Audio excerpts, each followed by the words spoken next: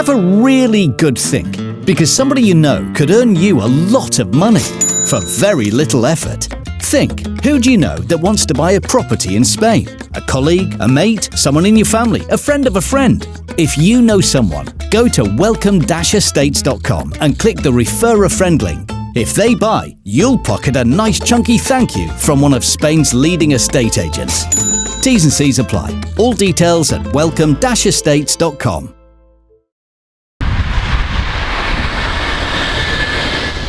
The only thing I need a cut of is this unbelievable Tom Sweeney double-breasted whistle. Just wondering if Dillian just offered you something out of his... Yeah, we'll see. Be very nice. Bet it would. Okay, now you also said in Coogan's interview that they manipulated the bid. Now, I think everyone in boxing knows they would have done a deal with Tyson Fury. Oh, yes. It's not illegal, what they've done. I would have done the same thing. What you do is, to get control of the fight, you agree a purse with the lion's share fighter, and therefore you can overbid, and what you're bidding, you're not actually paying. So that's what has happened in this case, and it's happened with me before. I've done it before. It's not illegal. It's a smart way to win a purse bid. But if you had done it, would you say you've manipulated it? It's just a little bit of a negative term, isn't it? Well, that's you, Umar. You know, that's ultimately, no one else has said that other than you. Manipulated it is when you manipulate the numbers in your favour. Patrick Day, and he loved the sport of boxing. You know, we love the sport of boxing, but we must never take it or the fighters for granted. And like I said, last Thursday, I'll never forget. You know, he came over to me before the press conference with Joe Higgins, and he was so excited. You know, he just. You alright? Yeah, I just remember talking to him, and you know what he was saying. Sorry. Yeah, so again, you know, and this is, you know, I knew him for 30 seconds. So. Hey, and welcome back to the number one podcast in the sport, where this Conor Benn thing just won't go away, will it? As much as we want it to disappear, it just won't. And I think in a weird sort of way, we quite enjoy it. And I've been wrestling with this about why this is really important. And I think if you ask 100 people, they have 100 different views. But my view on it is not that Conor Benn is necessarily the problem, not that doping in boxing is necessarily the problem in and of itself. It's that we're setting a tone, a societal tone, a tone amongst all of us as civilians, which is saying, if I don't feel I'm good enough, I'm just going to take a tablet or an injection to help me through it.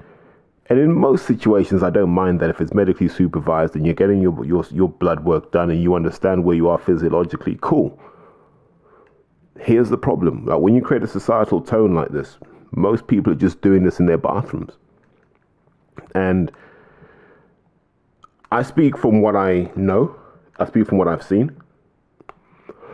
My biggest concern is what's happening on the women's side of doping. Are there boxers doping? Yep. Are there female boxers doping? From what I've heard, yes. Would I go on record as saying who? I'm not that stupid. But yeah, I know women boxers that are doping. And it's all in different ways. Some is just growth hormone because they're scared of the effects of steroids, and that's cool. Some of the smarter ones are looking for wider compliant ways to dope, and they're also there, which is good. And you've got all of these things, but here's the problem. Outside of those who are intelligent, outside of those with the right support networks around them, there are a lot of women and men who are taking compounds without understanding what's going to happen to them 10 years from now. That's my worry. My worry is that it's setting that kind of tone where people think it's okay to do it because someone else has done it and Conor Benn's doing it, so it's fine. I wonder how many people have jumped on the clomiphene since Conor Benn failed this test and gone, let me have a go. Let me see what this clomiphene's about. It's that sort of tone that worries me, because there are long-term health effects from taking some of these compounds. You look at a lot of the male bodybuilders. Most of these people, once they took that vaccine, a lot of them died. I'm not saying that it was a vaccine. What I am saying is, when you lead an incredibly unhealthy life, which bodybuilding is, an incredibly unhealthy life, you put yourself at risk from anything that may affect the weak. You know, we're seeing it now with a lot of female physique athletes, be they bodybuilders, powerlifters, crossfitters, whatever, having to dial down on what they were taking before because they want to have children. And my attitude is this: look, if you've already had your children and you've lived out your dream and you say, you know what, I'm cool, take whatever you want. You know, same if you're never going to have children, take whatever you want. But what's happening is there's a lot of damage done to the mental health of women as a result of these compounds. I'm hearing of women taking Trenbolone to help them squat 250, 260 kilos. And it's playing havoc with their relationship because of the mood swings, because of the night sweats. So if you roll over into someone's sweaty patch, all of these things that are, you know, the hidden consequences of doping. The body hair growth. So if your girlfriend is now hairier than you, and this does happen, so now she's got to spend a ton of money on laser hair removal, and the more you do that, the more aggressively it comes back. That combined with the compounds makes it problematic. So there are all of these things that happen in our society that are not great. You need only jump on a porn site to Google a female bodybuilder and just see what actually ends up happening. Especially when they get older, it's not great. And so we need to avoid setting a societal tone where this stuff is acceptable. That's why we have to hold a hard line on this Conor Benn thing. And it was interesting that Hearn's come back to this because he says a lot of stuff. And maybe Conor Benn should advise him to say a lot less, because it doesn't seem Hearn really understands how this game works. So here's Mr. Hearn.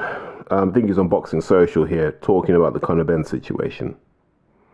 You know, yesterday I asked you about Conor Benn, and you said I grilled you, right? Not often. I get that, to be honest. So that's a change according to most of the comments. You said you wanted to explore a little bit more, and you're not happy with things being leaked to the media, as opposed to yourself and the Sims team and Conor Benn's legal team and management, etc. finding out. What have you sort of managed to confirm in the last 24 hours? At the end of the day, you know, I want to speak to the board, because this whole process, they'll be there tomorrow night. This whole process is supposed to be confidential. I mean, so confidential. So first things first, this isn't a board process at the moment. This is a UKAD process. That's the first thing. The second thing is, if this is about confidentiality, as he claims, why was he so brazen admitting he was told about Amir Khan's failed test well ahead of everybody else, and he heard it from people at Sky? And so he was confident that people at Ben Shalom were aware of this. These were his own words. So where was the confidentiality then? Where was his crusade for confidentiality then, if he knew? And he had nothing to do with it, by the way. So why would someone tell him? So if someone would tell him, can he be surprised that someone else would want to talk about Conor Benn to someone else? It's not a big leap of faith to make. As I said, I didn't know anything about it, nor did Tony Sims. Yeah. Here's the thing. When it comes to UKAD, they have no relationship with Eddie Hearn, and they have no relationship with Tony Sims. Therefore, they don't have to tell them anything. They just have to tell Conor Benn. And then it's Conor's job to tell people. So if Eddie Hearn didn't know about this, the problem's not with UKAD. The problem is with Conor Benn, because clearly he knew. You're asked for it to be confidential, right? So even if I knew about it, I couldn't tell you. But why am I... Yeah, but, you know, he was happy to bleat about the Amir Khan thing after it happened. You know, this is what happens with the children of privilege. They genuinely believe the rules don't apply to them, and they believe the rules shouldn't affect them.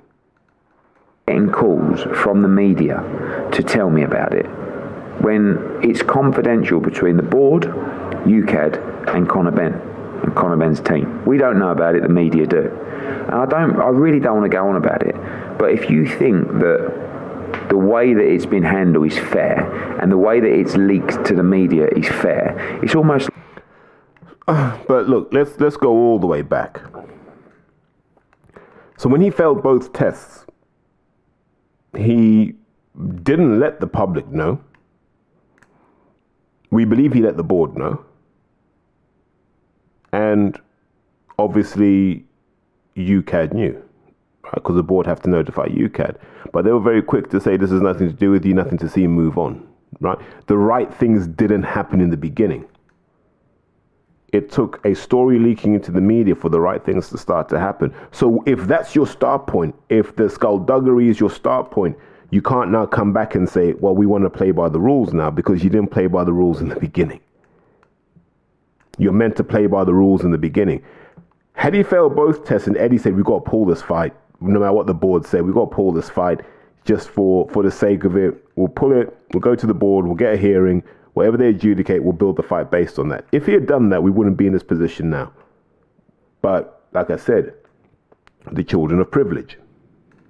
Like trial before trial. You know, people have found him guilty, and they've got the... People haven't found him guilty. What people have done is accept that he failed 2 tests for clomiphene, an A sample, a B sample, both times. And they understand the principle of strict liability. So what they've said is, by that principle, he is guilty. He has to give a compelling reason why that was in him. And he's yet to do that. And he refused to do that with the relevant authorities. These are facts.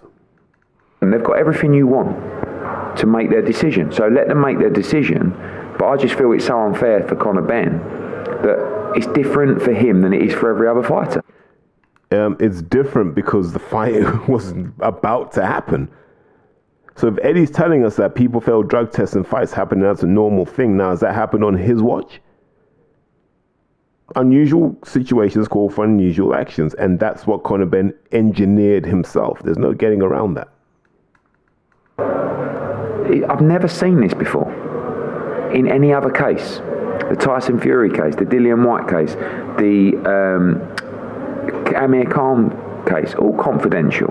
But this is leak after leak after leak to the media, and it looks like an agenda to me. So I'll be saying that. Well, what is that agenda apart from UKAD kind of doing their job, which is to look into all situations that may indicate doping until they're satisfied that there's no case to answer. When they're satisfied there's no case to answer, they'll notify the board, and the board will say business as usual. To Robert Smith tomorrow night, and he can say, oh, it's not come from us. Well, it's come from someone.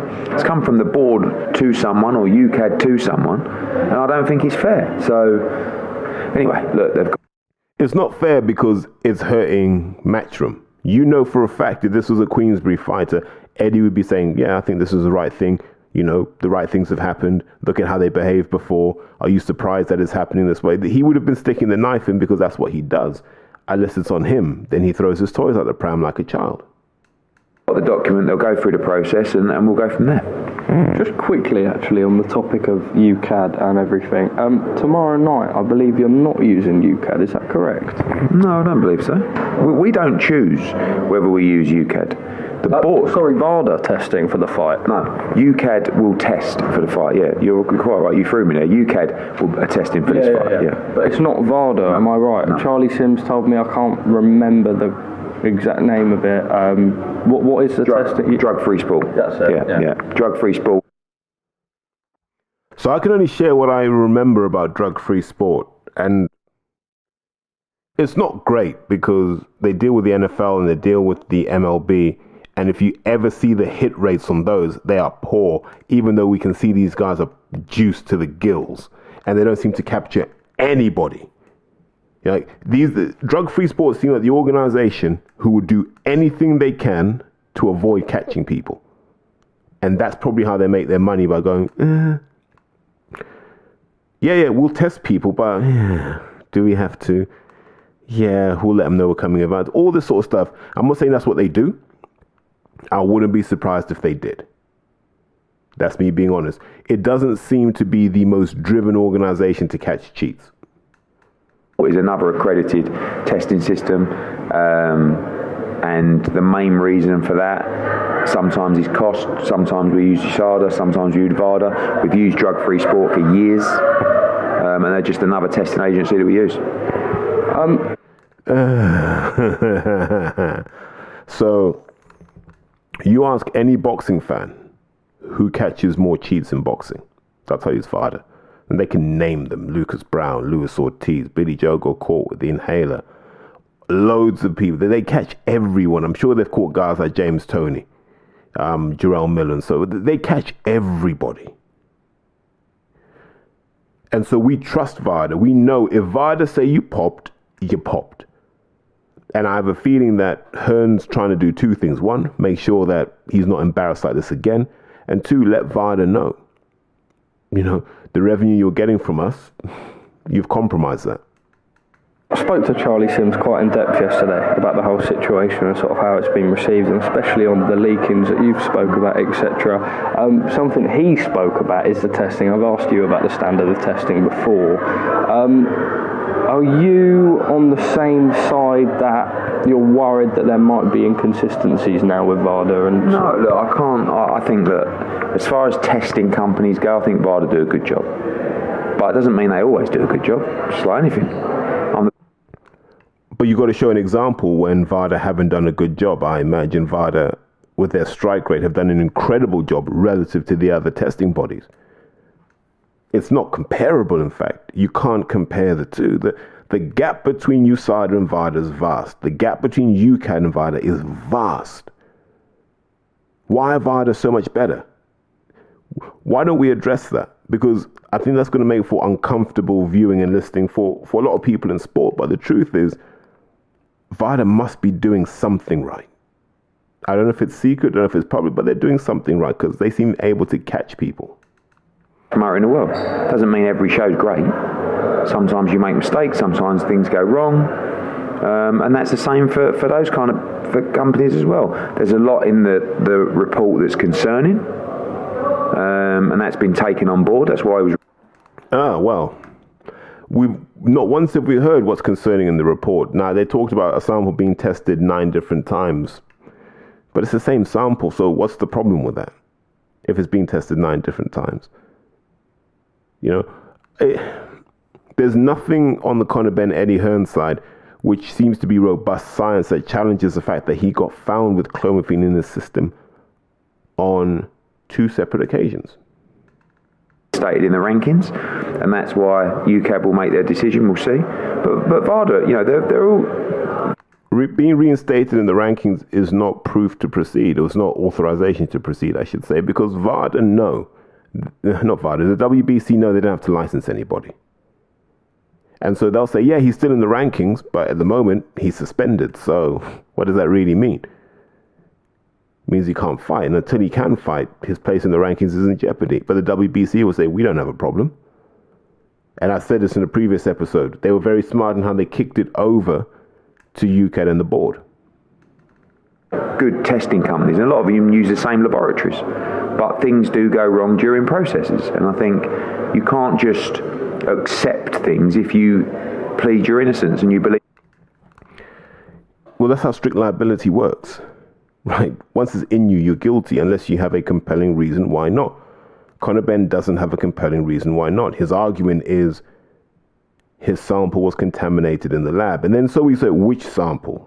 His argument has to be all 4. And I have a feeling if you look at the chain of custody for Conor Ben's sample, the same person didn't touch all 4.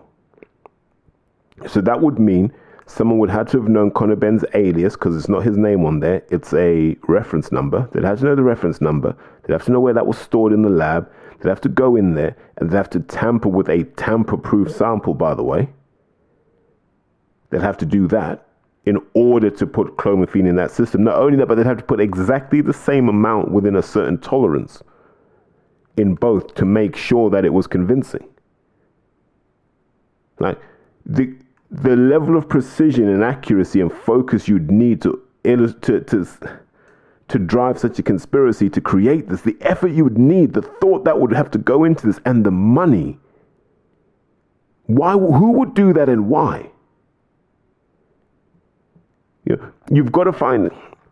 So now they've got to find the person who's at fault here, and I don't see them doing that. And I haven't seen any legal action against the testing lab. So it leads us to believe that things aren't on the up and up as we have been led to believe. And that would be my concern. The fact that we keep talking about this lab contamination, there's no compelling case for lab contamination. And they can't be in a world-class lab. Like, their margin for error, the number of things that can go wrong there is minuscule. So for someone to be able to take one athlete sample and mess up 4 of them is unheard of. It is almost impossible because of the systems, the checks and balances they have in these labs. Even your innocence, and that's obviously the process that Conor's going through. I know we don't know much about the Puello case, but obviously that was with VADA as well, also for clothing. Does that suggest anything or not really? Look, when we spoke to the UFC, it's not the first time this problem's arisen on that substance. So sometimes I feel for Eddie. I know I just disrupted this, but sometimes I feel for Eddie, and here's why I feel sorry for him. He's required to be an expert in a lot of things in order to do these interviews, and he's an expert in none of them, in fact. So all he does with his own words is just hang himself ultimately, because we'll come back to this in a year's time and he'll deny he said half of these things. I think there's going to be a lot coming out about it.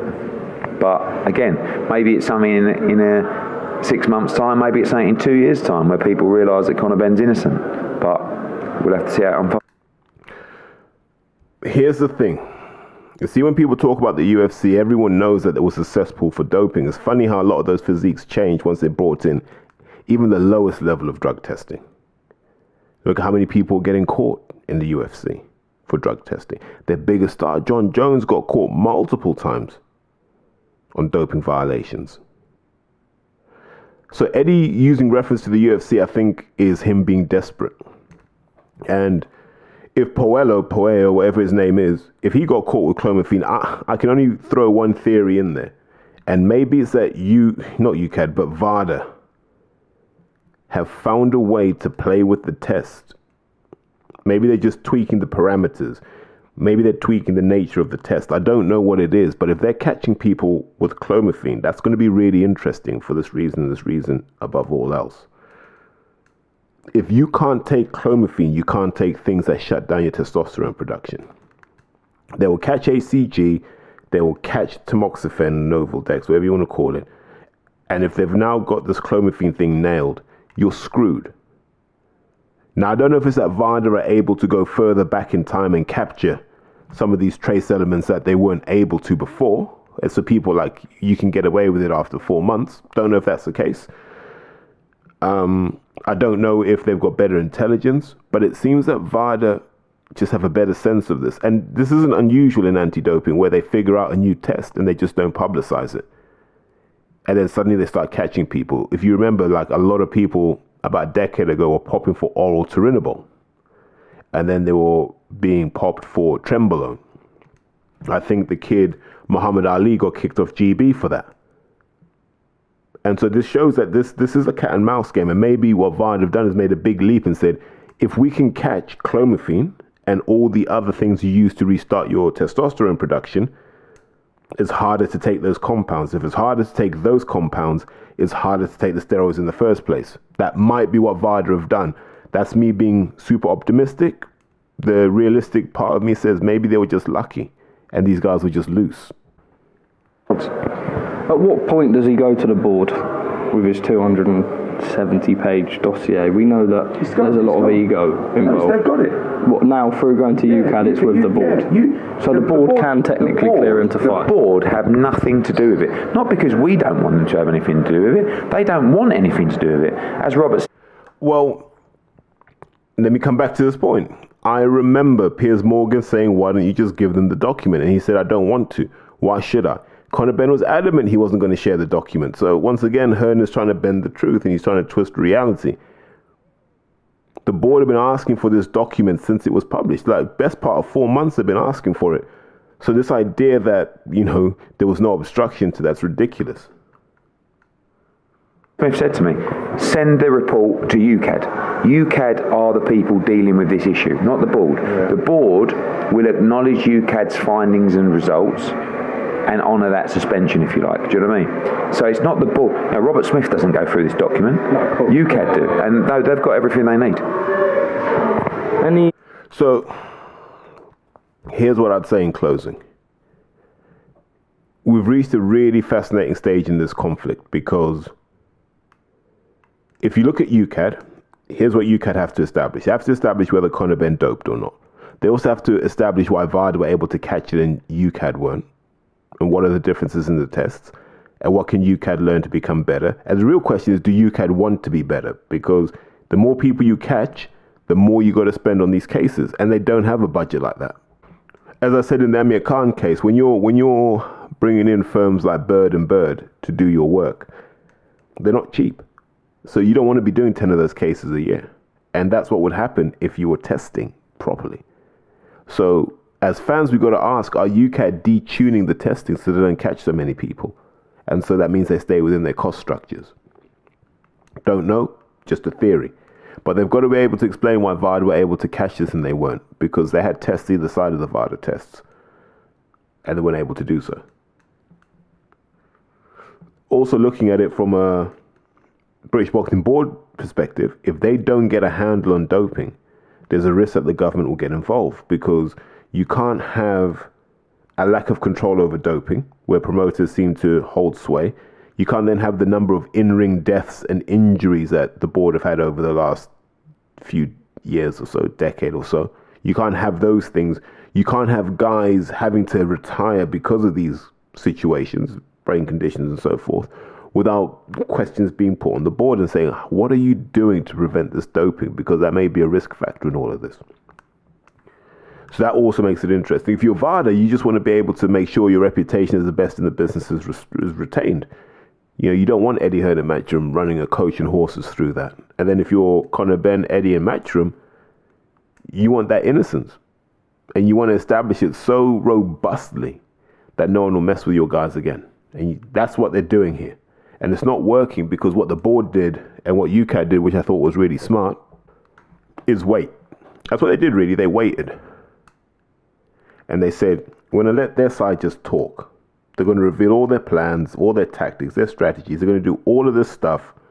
And in the shadows, we're just going to work to negate those and nullify those. So it's looking difficult for Conor Benn to get a license in the United States. It's looking hard for him to get a license in the Middle East. And all of these things are now exacerbated by the fact that he is suspended and being charged by UKAD. And that normally means that other countries will follow suit and respect that. So that's becoming incredibly hard for him.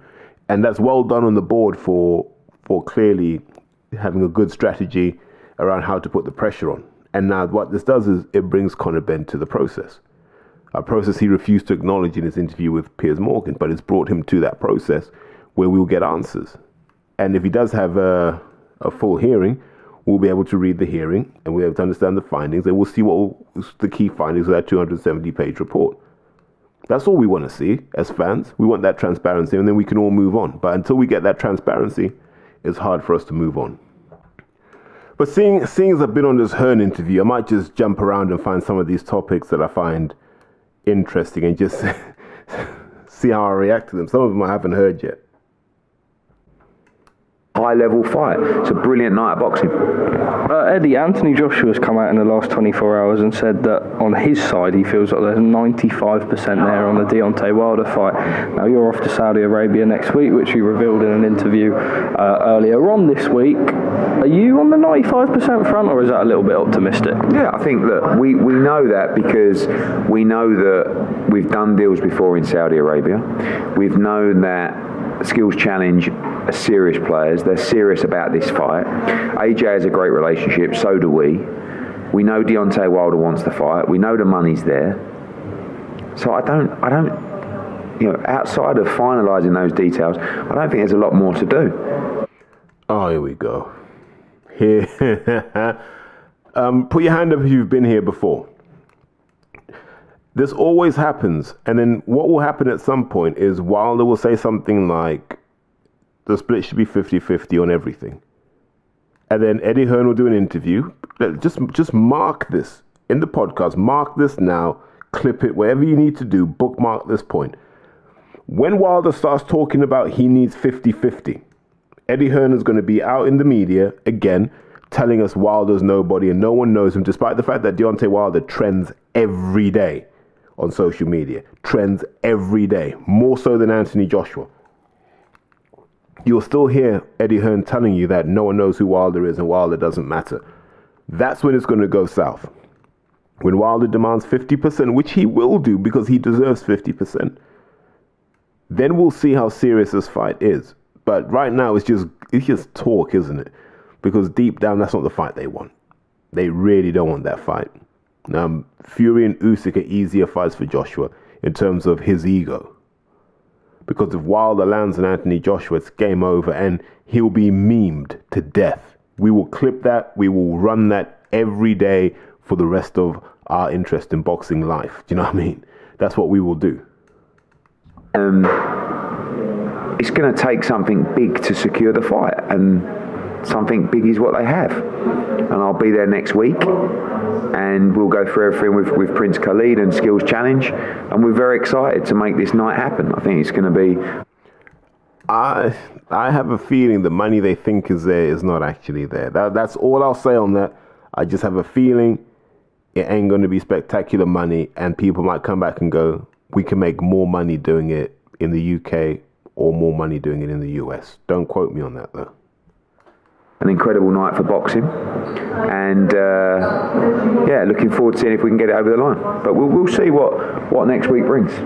What do you make of Tyson Fury being the only fighter involved out of the four that's come out and completely publicly denied the plans that Saudi Arabia are trying to make this happen? I don't know. I think that he's obviously was involved in some discussions about the Usyk fight that didn't materialise.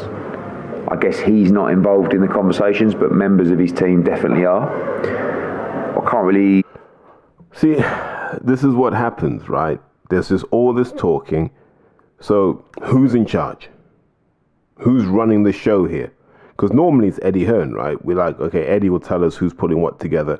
But if Fury's saying he's not involved, I don't believe a word he says. He probably is. He probably just wants more control. So if this is all happening, I can't see all of these egos being satisfied because they have conflicting interests.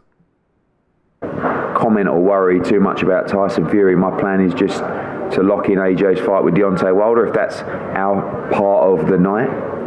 And wait, if that's our part of the night, well, that's either the fight or it's not.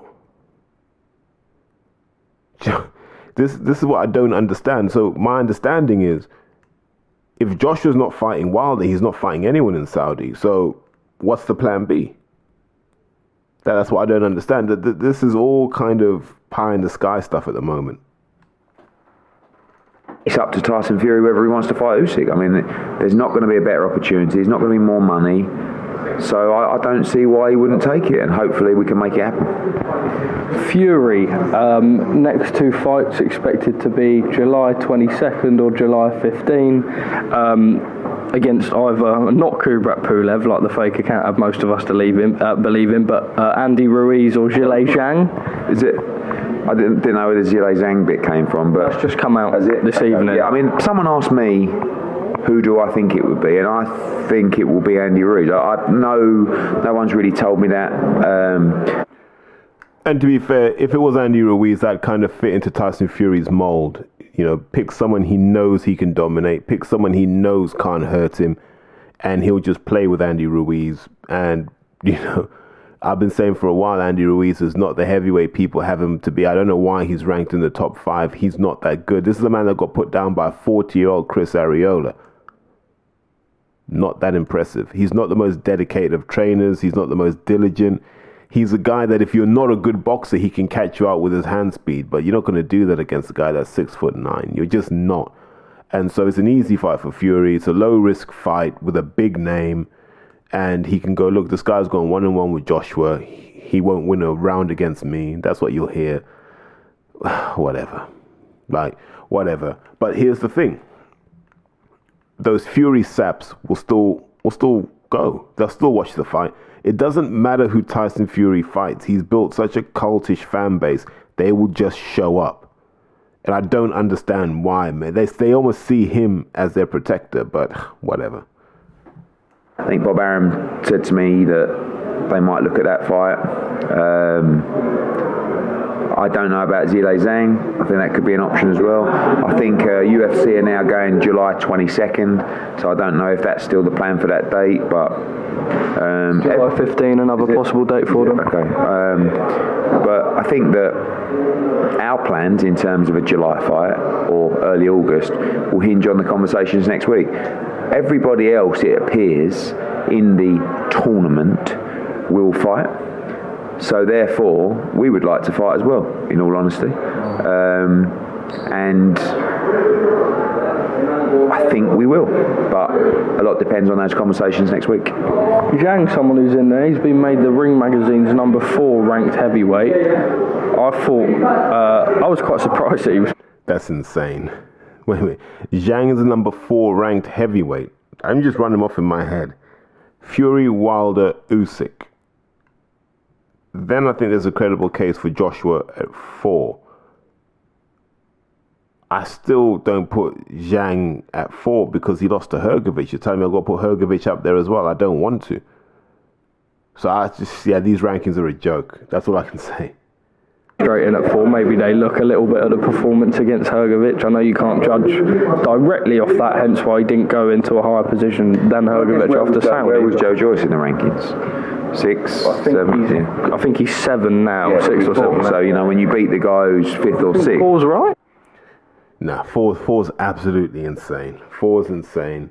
Like, these guys are in, as Roy Keane would say, cuckoo land. That is absolutely insane.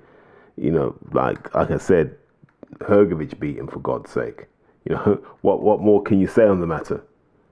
Waiting on, obviously, he's mandatory for Alexander Usyk. Looks like he's going to fight for the interim title. And that'll be... IBF don't really do interims, do they? They do when you're waiting for a kind of rotation system on a mandatory.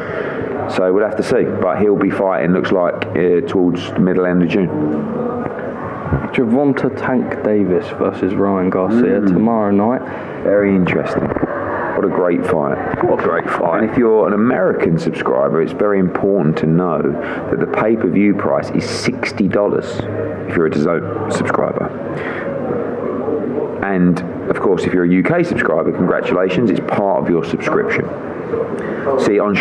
Credit where credit's due, that's a good deal for British customers. Like, so if you're a British subscriber, you get to watch this for free. Others will stream it for free, so I guess you get to the same destination. $60 in the US, kind of par for the course. But I already know at this point he's going to hammer Espinoza because he just can't help himself.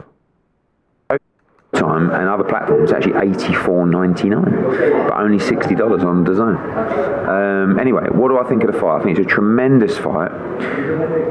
I don't like the 3 p.m. weigh-in, which is coming up in half an hour, which I'm hoping that they'd have sort of weighed in. Yeah, 3 p.m. I believe. I don't like the rehydration clause, which I think is 1 p.m. or something tomorrow. He's got a lot against him, doesn't he? And there's a one-way rematch clause. But so I want to say fair play to Ryan Garcia. So let's talk about this rehydration clause. The whole point of weight classes should be that people of roughly the same weight fight each other. Weight classes shouldn't be leveraged to exploit what I call unhealthy weight loss tactics and unhealthy rehydration tactics. So from what I saw, Gervonta Tank Davis weighed in comfortably, made the weight, and then the secondary weigh-in, so the day after, was 144.1 pounds. I have no idea what Ryan Garcia was. I haven't checked.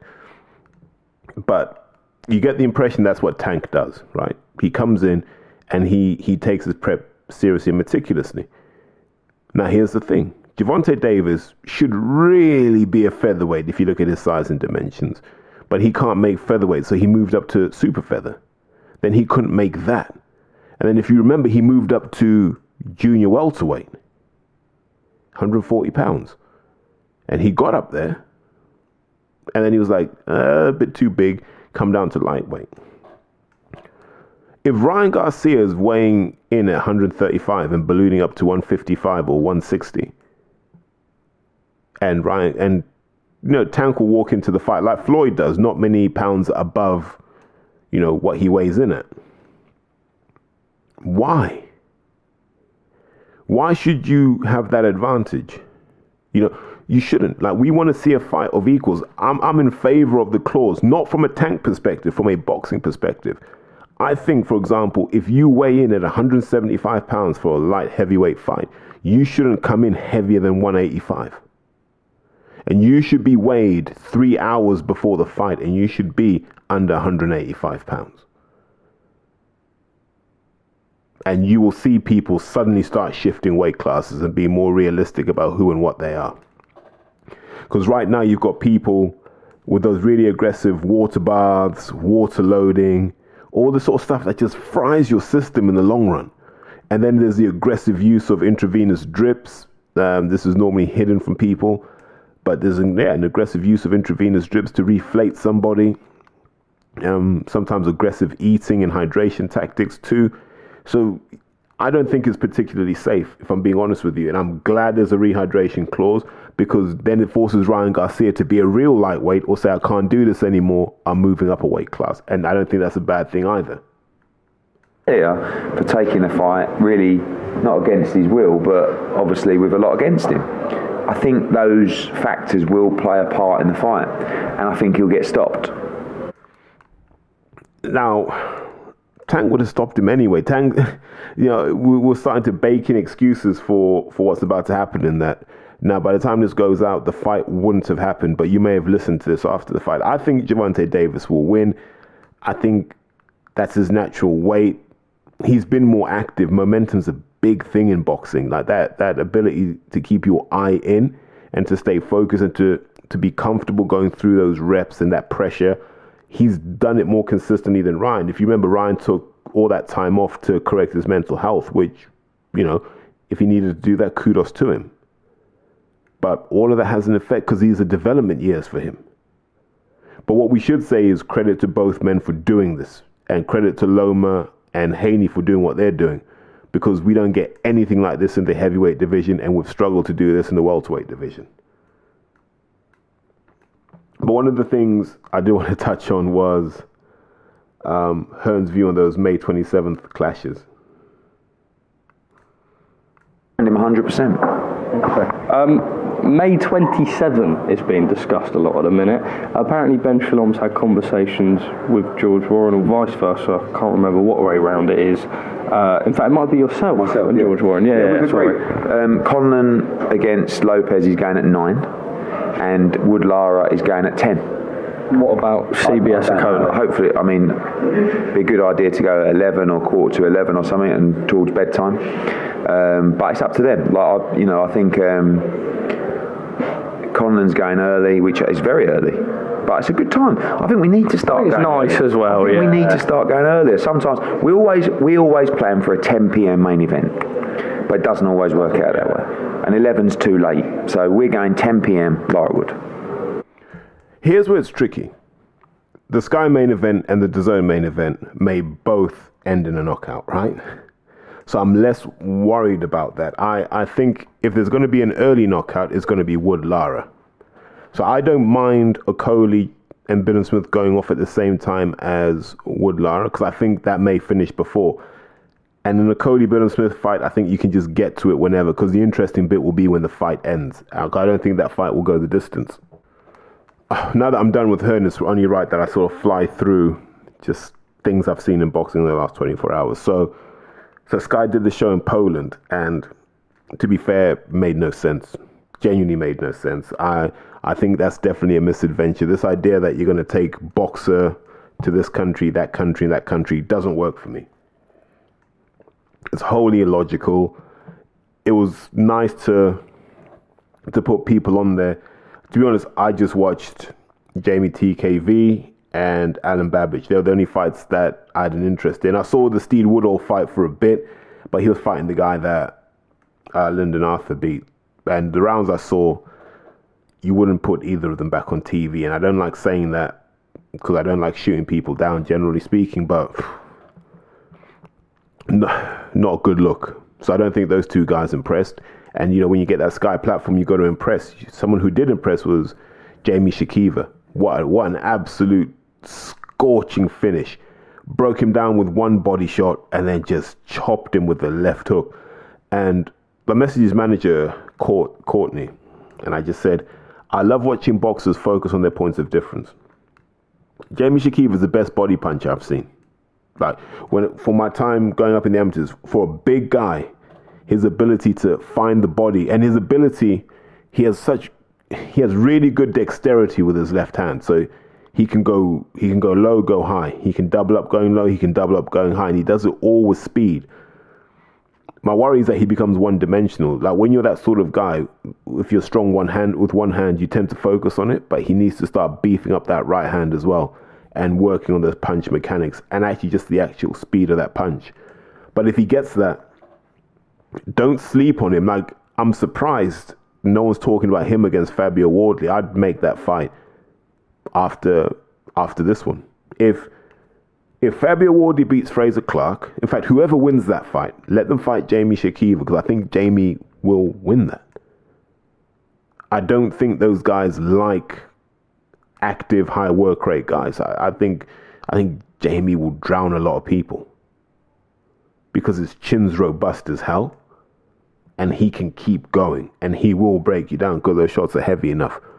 So I thought he really, really impressed, and I mean, he deserves a massive pat on the back for that. Then you got Alan Babbage. Wow. What the hell happened there? It was almost like Alan Babbage had done to him everything he had done to his opponents. I always worry when I see a guy like Alan Babbage start looking for the ropes and start trying to box his way. He looked confused. And I come back to this point over and over again. Trainers get in your ear and they tell you they can make you a good boxer, but you're a grown man and you're a mature man. You know your own mind. You should be smart enough to go, I'm always going to be Alan the Savage Babbage. And I've got to find a way to just be better at being that savage. Trying to get people to box, and you're going to see this with Dillian. Dillian's not going to be that sort of Buddy McGirt jab happy guy. Dillian's a guy that needs to throw bombs and throw them regularly. That's what makes him scary, is how strong he is when he throws those shots. That's what you want from Dillian. Making these guys into good boxers, for me, is lazy coaching, and it's almost like you trying to impose your will on them. It doesn't make any sense. And I remember there was a point where I said, actually, I think some of these American trainers would be good for British boxers. I'm starting to walk back from that. Because when you meet a man in Dubai, in a gym, and he's got an American accent, it should be a red flag. Why aren't you in America? Why aren't you making money in America? Why has no fighter from the States said, look, come and work with me? Don't know, but I know that if Babbage works with that guy again, then he gets what he deserves. I'd leave him and I'd say, do you know what? Let me go back to what I know. Because the old Alan Babbage would have put a dent in that guy pretty early on and probably won that fight. But to see him stopped that early, soul destroying. Absolutely soul destroying. Because he's a guy that is just compelling viewing. But having seen that invincibility cloak disappears quick. Martin Bakole is Martin Bakole. I've said it year after year. If he can hook himself up and wire himself correctly, he's hard to beat because he's fast, he's strong, he's a good combination puncher, seems to have a good in-ring IQ, knows what to do and when, punches really loose but sharp, does all of these things. And to hear him like really, really call out Dillian Whyte and then to see them have their little set too. Now, I don't know to what extent it was manufactured. I can't say. And I don't know to what extent that fight's already done. But I just think Bakole's a hard night's work for everyone because you've got to have the engine to cope with his work rate. And then I think you can pick him off. I still think Hunter's a hard fight for him. But I think you could put Bakole in with Zhilei Zhang. You could put him in with Joe Joyce. You could put him in with Hrgovic. And he causes every one of them problems. Which lets you know that he ain't going to fight any of them. Just like he ain't going to fight Wilder. He ain't going to fight Usyk. He ain't going to fight Fury. Nah. He might turn into the heavier version of Lerone Richards. And on the subject of Lerone, like, what a fall from grace. I remember, I don't know if anyone remembers, there was do you remember that BT Sport press conference once? And Billy Joe did he point to, I don't know if he pointed to Lerone, it might have been Lerone Richards he pointed to and said, this is the most talented guy on the whole roster and no one's even talking about him. And as it turns out, Lerone Richards is still the most talented guy on any roster and no one's talking about him. And it's a lesson. The sport's about entertainment. People talk about skills and stuff like that. No one cares about skills. I promise you. Nobody cares about skills. What they care about is getting this damn job done in as entertaining a fashion as possible. Lerone Richards would have had a better career had he lost a couple of fights. Had he taken a few more risks, he'd have had a better career. Because I used to get fed up, really fed up of people in boxing trying to sell me Lerone Richards. And I'm like, my eyes don't deceive me. This isn't fun to watch. It's not enjoyable. And I also remember how he did Umar Sadiq dirty when he refused to fight Umar Sadiq, and he let Dave Kohler get in his ear, and they basically messed Umar Sadiq around. Because had they had their fight when they were supposed to, Umar wouldn't have had to go and fight Chudinov over there. So maybe it had a different outcome. So I can never forgive Lerone Richards for that. So when I see that he can't even get on a Mo Pryor show, I just say, do you know what? We all get what we deserve in life. So I wish him all the best in whatever he does in life. I don't think boxing is going to be it unless he's prepared to either be the B-side or he's prepared to take a few more risks. Because there's no money in Lerone. And here's Lerone's problem. He's not entertaining enough for TV, and he doesn't shift enough tickets to do the small hall thing. Right? And that's a lesson for every boxer coming through. You got to know what you are. You're either an entertaining TV fighter or you can sell tickets. He does neither. And so he ends up not being needed by anyone. And it's a real shame. I don't take any joy in that, by the way, and nor should anyone take any joy in that. But when you've seen it so many times before that people refuse to listen, you just got to let it happen. I'm just conscious of the time. I'm going to wrap this up. I'll do the Cordina card at some point. What I will say is, once again, Eddie Hearn's delivered a top tier main event, and you can't criticize that. He's delivered for his subscribers again, and maybe he's hitting a good vein of form. We shall see, but let's talk about that in the next episode, and I'll probably cover Tank and Ryan Garcia on that one. But on this note, let me just tap out and say thanks for listening, guys. As always, we're doing record numbers this week. Sound like Hearn when I say that, but yeah, there's definitely an upward curve in some of them. Like the Joyce Zhang episode did numbers that I hadn't expected. Outdid an Anthony Joshua episode, which is crazy. So, I love the support. Thank you. Wherever you're sharing it, however you're sharing it, it's working. I appreciate that. In terms of social media, if you are on Twitter, feel free to like the post when it comes up that announces the pod. I just want to see what that does for reach. If we can get above 50 likes, does that then push us into like what I call the boxing mainstream Twitterverse? Because if it does, that's a massive step forward for us collectively. And on that note, let me tap out and say thanks for tuning in, guys, as always, and take care.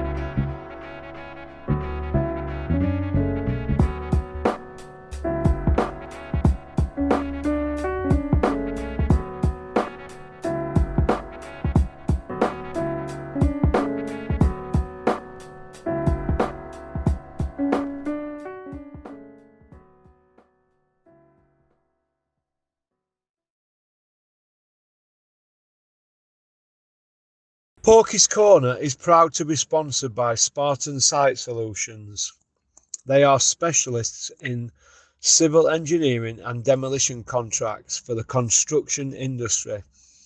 Interested parties should visit their website or contact Porky's Corner for a referral at porkycorner@mail.com.